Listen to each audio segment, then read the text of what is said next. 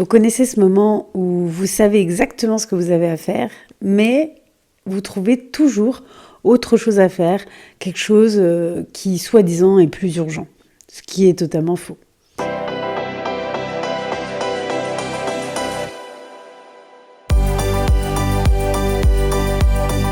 Bonjour à tous, j'espère que vous allez bien. Bienvenue sur ce nouvel épisode du podcast Good Vibe by Yas. Je suis ravie de vous retrouver aujourd'hui en ce début d'octobre, dans ce début de saison d'automne assez agréable. J'ai envie de vous parler d'un sujet qui nous concerne tous, peu importe le domaine, c'est la procrastination. On dit souvent que la procrastination, c'est une forme de flemme. En fait, non, c'est tout l'inverse. La procrastination, c'est parce que justement, on sait ce qu'on a à faire. La seule chose, c'est que parfois, on ne sait pas par quoi commencer parce qu'on a un manque de clarté. Et j'en ai parlé dans un réel sur les réseaux où justement, j'ai connu cette phase de procrastination pendant un bon moment puisque au moment où j'ai quitté mon emploi, donc il y a maintenant presque 2 ans, je savais ce que je voulais faire, c'est-à-dire je savais que je voulais développer mon activité, je voulais vraiment vivre à plein temps de mon activité. Et en fait, je me suis au début trouvé tout plein d'autres choses à faire. J'ai rempli mon planning, mais pas de ça. Et pourquoi ? Parce qu'en fait, clairement, je manquais de clarté. Donc, c'était pas que je ne savais pas que j'étais paumée, que je savais pas ce que je voulais faire. Je savais, mais je ne savais pas comment m'y prendre. Parce que justement, je ne m'étais pas posée aussi pour mettre les choses au clair et pour ensuite avoir un plan qui m'amène jusqu'à ce que je souhaite. Et je le vois encore aujourd'hui, on a forcément un petit peu ce mode de fonctionnement sur des sujets où les choses ne sont pas encore totalement claires pour nous. C'est par exemple... ça peut être vraiment là je parlais de projets pro, mais même sur des sujets personnels, des choses pour chez soi, pour nous, et parfois on va procrastiner avec, ça veut pas dire forcément d'être en mode couché sur le canapé, mais ça peut être aussi de s'occuper avec d'autres choses. Soit qui justement on peut être là pour les autres, aider les autres, se dire que finalement on n'a pas le temps pour les choses pour soi, et en fait c'est une forme de procrastination. Mais avant d'aller plus loin, il serait bien peut-être de redéfinir qu'est-ce que la procrastination. Définition simple. Procrastiner, c'est reporter une action importante en la remplaçant par une autre, souvent moins prioritaire mais plus confortable. Donc parfois c'est votre canapé qui est confortable, mais parfois c'est aussi le fait de faire d'autres petites bricoles qui est confortable. N'oubliez pas, ce n'est pas un manque de volonté, mais c'est plutôt une façon de se protéger. De se protéger de quoi ? Et d'aller vers l'inconnu, puisque notre cerveau, notre ego, n'est confortable que là, dans les zones où il connaît déjà, il a déjà vécu. Même si ces environnements-là ne sont en réalité pas confortables pour nous, ou ni même nous aident à avancer. La première crainte finalement de notre ego et dans ces moments-là du cerveau, c'est de vivre des choses désagréables. En allant vers quelque chose d'inconnu, il peut avoir de multiples peurs. Par exemple, il peut avoir peur d'échouer dans ce qu'il fait, mais il peut aussi avoir peur de réussir, parce que qui dit réussite dit que peut-être ça va changer plein de choses autour de lui ou que les gens ne vont plus le voir de la même façon. Il y a différentes peurs que l'humain peut être amené à avoir, à vivre. Petite nuance, dans la procrastination, il peut y avoir celle qui est très ponctuelle et qui est juste, voilà, aujourd'hui j'ai envie de chill totalement, de rien faire, de me poser, même pas bouquiner, mais peut-être juste scroller sur mon téléphone, et ça peut être totalement ok. Mais celle où ça dure et que vous voyez que finalement tout ce que vous avez sur votre to-do list ou tout ce que vous aviez en tête ne s'effectue pas au bout d'un moment. Ici, c'est justement celle qu'on va chercher à virer d'ici. Dans les causes profondes justement de cette forme, de la forme de procrastination, il peut y avoir donc, comme j'en ai parlé déjà, des peurs. Les peurs donc de l'échec, les peurs de réussir, le peur du regard de l'autre, justement, du jugement, ou que l'autre ne vous voit plus comme vous êtes, alors que peut-être vous n'avez même pas pris la grosse tête. Il y a aussi le perfectionnisme. Alors ça, c'est vraiment c'est le sujet quand même qui revient beaucoup dans les accompagnements que j'ai, dans les coachings. C'est la personne ne passe finalement pas totalement à l'action ou ne va pas jusqu'au bout de la chose. Pourquoi ? Parce que en fait, elle veut que ce soit tout parfait avant de poster une publication sur les réseaux, avant de sortir un produit, avant de, ça peut être même des projets personnels, mais ce besoin de perfectionnisme n'est juste qu'une forme d'auto-sabotage pour pas aller jusqu'au bout des choses, clairement. Et un truc qui est parfois plus insidieux finalement, c'est le manque d'alignement avec notre projet. Je m'explique.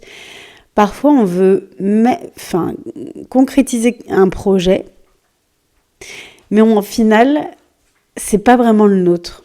C'est-à-dire que parfois, on veut faire quelque chose, mais c'est pas forcément pour nous qu'on le fait. Et c'est là où ça va être important d'aller voir le pourquoi on fait telle ou telle chose. Parce que souvent, ça peut être... c'est dans la lignée, dans la suite familiale, donc c'est un côté loyauté, c'est-à-dire on va continuer un projet famille ou faire comme a fait la famille parce que c'est comme ça et qu'on suit le chemin, mais c'est pas notre choix personnel. Ça peut être un exemple, mais c'est le fait que justement il y a quelque chose de l'ordre énergétique qui fait que vous vous freinez parce que vous sentez bien que c'est pas pour vous. J'ai déjà vécu ces expériences et certainement que je le revivrai encore si j'ai à amener un autre projet à mettre à jour. Mais j'ai déjà vécu ce truc de j'aimerais avoir tout le matériel qu'il me faut pour commencer à faire des vidéos. Voilà, alors qu'on peut très bien commencer juste avec un téléphone. Même d'ailleurs, je veux faire du format vlog sur YouTube et c'est vrai que il existe des toutes petites caméras qui sont pratiques, qui ont un très bon angle aussi. Je me dis parfois, mais heureusement j'écoute pas toujours cette petite voix, que je le ferai au moment où j'aurai acheté ça. Alors que pas du tout, je peux déjà très bien commencer et ça ne changera rien en fait au message et à ce que je veux transmettre. Il y a aussi eu des peurs et ça c'est plus récent et c'est bien parce que je m'en suis aperçue récemment, que j'avais la croyance aussi que je pouvais pas réussir professionnellement et personnellement en même temps. C'est-à-dire qu'il y avait forcément l'un ou l'autre qui en pâtissait. Il y avait aussi cette peur de si je réussis, si je rayonne, si je brille comme je sens capable de l'avoir, de le faire, ça risque de changer autour de moi. Et en fait, j'ai compris tout ça petit à petit aussi en posant les choses clairement. C'est-à-dire, moi, j'aime bien le faire par écrit, mais peu importe la façon, c'est le même système qu'avec une émotion. Au lieu de ne pas vouloir la regarder en face, je me suis dit, ok, qu'est-ce qu'elle veut dire ? Que veut dire cette procrastination ? Qu'est-ce qui fait que je passe mon temps à remplir mon planning avec des choses qui sont peut-être même d'ailleurs pour les autres, aider les autres et tout ça, mais pas pour moi ? Ou avec des tâches de logistique de la maison et pas finalement aller à fond la caisse dans mon projet. Et c'est là justement où je vais vous amener trois actions vraiment concrètes pour commencer à avancer et y voir plus clair. Donc premièrement, ce sera déjà d'identifier la vraie cause avant d'agir. Je vous invite même à écrire votre vie idéal. C'est pas idéal parce qu'on ne cherche pas une perfection, mais plutôt votre vie rêvée. Vraiment, à quoi ressemblerait votre vie si vous aviez zéro limite et que vous réaliseriez tous vos rêves. Pourquoi faire ça ? Parce que ça permet déjà de débloquer d'enlever les freins type oui mais j'ai pas l'argent, j'ai pas les finances, je peux pas parce que je suis rattachée ici, je peux pas partir vivre ailleurs. Bon, tous ces trucs là.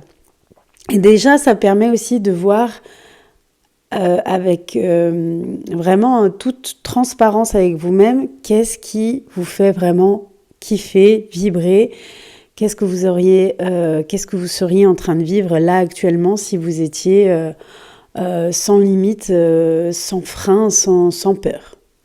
Ensuite, c'est en effet de voir qu'est-ce qui vous fait peur, quelles sont vos craintes, mais vraiment en toute honnêteté, écrivez-les et regardez quels sont vos besoins, qu'est-ce que vous pourriez mettre en place pour justement ne pas subir ces peurs. Autre chose dans cette première étape, ce serait aussi de définir le pourquoi vous avez envie de vivre ça. Pourquoi vous avez envie de mettre en action tel projet. Pourquoi vous avez envie de partir à l'étranger. Posez-vous le pourquoi de ça. Est-ce que derrière ça, il y a une fuite? Est-ce que derrière ça, il y a, encore une fois, comme on disait tout à l'heure, une certaine loyauté familiale, de continuer le même process?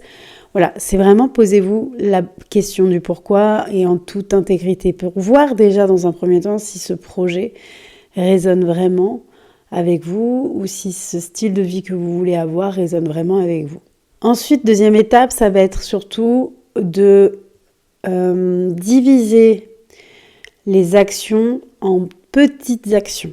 Parce que là où justement il est difficile de passer à l'action quand on procrastine, c'est parce que souvent ça nous paraît gros, énorme comme une montagne. Alors qu'en fait, si une action, on peut la diviser, et comme ça il n'y a pas d'excuse aussi de « j'ai pas le temps », même si ça on y reviendra plus tard, ça peut être intéressant justement de faire des petits pas, des mini-actions, c'est toujours mieux que zéro.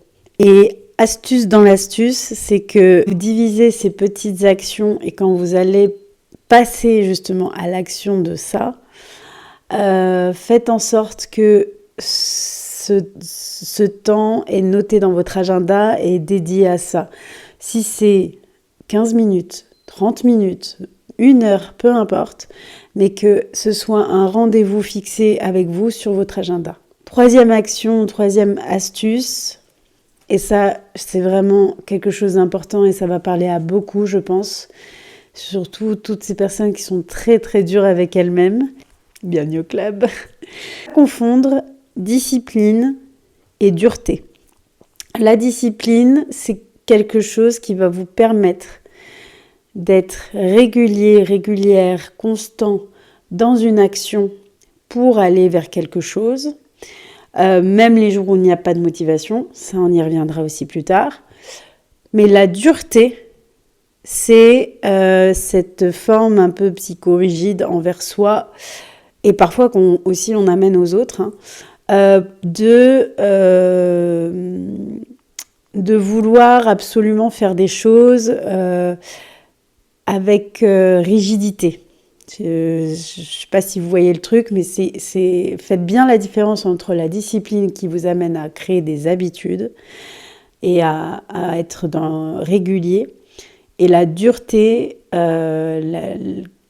cette forme finalement de rigidité qui finalement peut au contraire vous freiner, puisque à force d'être dur avec vous-même, au bout d'un moment, vous allez lâcher. Donc, dans cette forme de bienveillance avec vous, ça va être de regarder qu'est-ce qui est juste pour vous de faire aujourd'hui dans les micro-actions que vous allez mettre en place. Et quand vous avez atteint un palier, un seuil, et ben de célébrer ça. Célébrer une certaine discipline que vous aurez eue avec vous, en enlevant toute forme d'autorité et de rigidité que vous auriez pu avoir envers vous-même. Donc, célébrez ça. Si je résume cet épisode de podcast qui j'espère vous a intéressé et vous a apporté quelques clés, évidemment, tout ce que j'ai dit, ce sont certaines choses parmi beaucoup d'autres. Ça va dépendre de chaque personne, ça va dépendre de ce que vous vivez actuellement, de votre mode de fonctionnement. Il y a plein de choses qui rentrent en compte. Mais Ce qu'il faut retenir de tout ça, c'est que la procrastination, ce n'est pas un défaut, ce n'est pas de la flemme, c'est juste une façon pour nous de nous protéger de quelque chose qui est inconnu. Si vous vous sentez concerné par ça, par la procrastination, ou que justement vous voyez que vous êtes à l'étape de seul, je n'y arrive pas, sachez que mes accompagnements sont là pour ça, c'est-à-dire que je vous amène à concrétiser vos projets, qu'ils soient personnels, professionnels. Je vous amène à avoir un plan clair, à mettre des choses en place au quotidien et surtout à bien comprendre est-ce que vous êtes aligné avec le projet que vous voulez mener. En priorité, à mieux comprendre vos blocages, à sortir de ça et à voir si vous êtes aligné avec votre projet. Voilà, j'espère que... Voilà, pour aujourd'hui, ce sera tout. J'espère que cet épisode vous aura plu. Si vous pensez qu'il peut intéresser à quelqu'un, n'hésitez pas à le partager, à mettre les notes sur les différentes plateformes audio ou un commentaire via YouTube si vous regardez la vidéo. Je vous souhaite une belle journée, une bonne soirée, peu importe à l'heure à laquelle vous m'écoutez, et à très vite.